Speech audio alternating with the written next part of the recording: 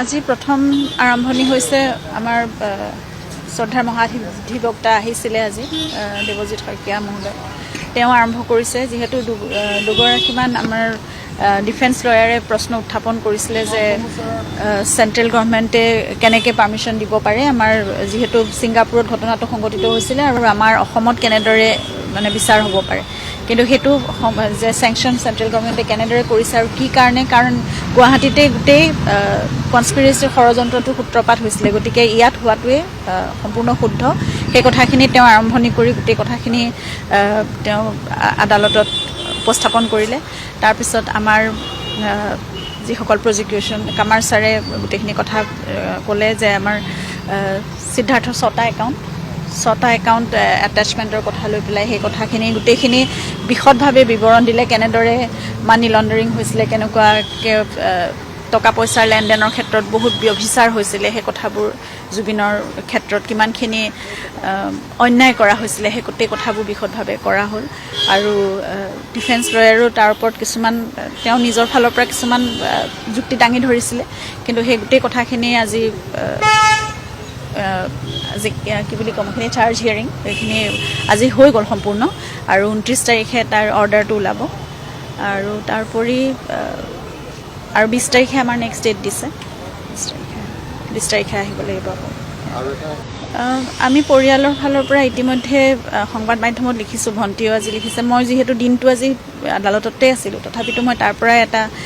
দুষাৰিমান লিখিছোঁ কাৰণ জুবিনৰ গীত বুলিয়ে নকওঁ এটা আমাৰ জাতিৰ এই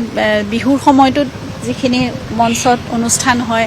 তাত গোটেই যিবোৰ গীত সংগীতৰ উপস্থাপন হয় বা যি পৰিৱেশন হয় সেইখিনি আমাৰ গোটেই জাতিটোৰ সংস্কৃতিক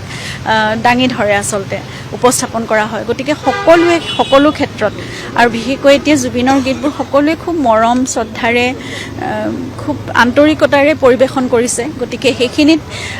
যিমানখিনি পাৰি শুদ্ধকৈ কৰিবলৈ চেষ্টা কৰাটো ভাল কাৰণ সেয়া জুবিনৰ এটা সাধনা এটা জীৱনজোৰা সাধনা তেওঁৰ নিজৰ সংস্কৃতিটোৰ প্ৰতি নিজৰ অসমীয়া গীত মাতৰ প্ৰতি নিজৰ যিখিনি আন্তৰিকতা তেওঁৰ ভক্তি শ্ৰদ্ধা সকলোবোৰৰ প্ৰতি সেইটো আমাৰ সকলোৰে দায়বদ্ধতা আছে সেইকাৰণে সকলোৱে শুদ্ধকৈ পৰিৱেশন কৰিবলৈ ভাল আৰু সেইখিনি এজন শিল্পীৰ গোটেই সৃষ্টিৰাজিক জন্ম যেতিয়া প্ৰজন্মৰ পৰা প্ৰজন্মলৈ চিৰদিনলৈ ৰাখিব বিচৰা হয় নহয় যুগ যুগান্তৰলৈ তেতিয়া সেইটো শুদ্ধভাৱে আমি ৰাখি যোৱাটো আমাৰ সকলোৰে কৰ্তব্য গতিকে জুবিনেও আগতে যেতিয়া আমাৰ জ্যেষ্ঠসকলৰ গীতবোৰ পৰিৱেশন কৰিছিলে তেতিয়া যিমান পাৰি শুদ্ধকৈ শুনি তেনেদৰে পৰিৱেশন কৰিবলৈ তেওঁ চেষ্টা কৰিছিলে সেইকাৰণে সেই দায়বদ্ধতাটো আমাৰ সকলোৱে নতুন প্ৰজন্মৰ সকলোৱে ৰখা উচিত আৰু এইটো অকল আমাৰ পৰিয়ালৰ ফালৰ পৰাই নহয় প্ৰতিজন অসমীয়াৰে সেইটো দায়বদ্ধতা প্ৰতিজন অসমীয়াই সেইখিনি চোৱাটো বা মন দিয়াটো সকলোৰে কৰ্তব্য গতিকে সেইখিনি শুদ্ধভাৱে কৰক আৰু তেওঁলোকে যিমানখিনি মৰম জুবিনৰ প্ৰতি কঢ়িয়াই ৰাখিছে সেইটো কাৰণে আমি সদায় কৃতজ্ঞ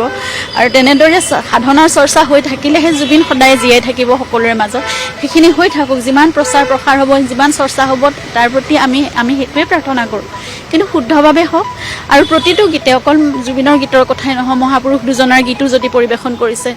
ভূপেন মামাৰ গীতো যদি পৰিৱেশন কৰিছে শ্ৰদ্ধাৰ জয়ন্ত হাজৰিকা বা অন্য জ্যেষ্ঠসকলৰ গীতো যদি পৰিৱেশন কৰিছে সকলোবোৰ শুদ্ধকৈ কৰক সেইটো সকলোৰে আমাৰ দায়িত্ব বা কৰ্তব্য সেইখিনি হোৱাটোৱে আমি কামনা কৰিছোঁ সকলো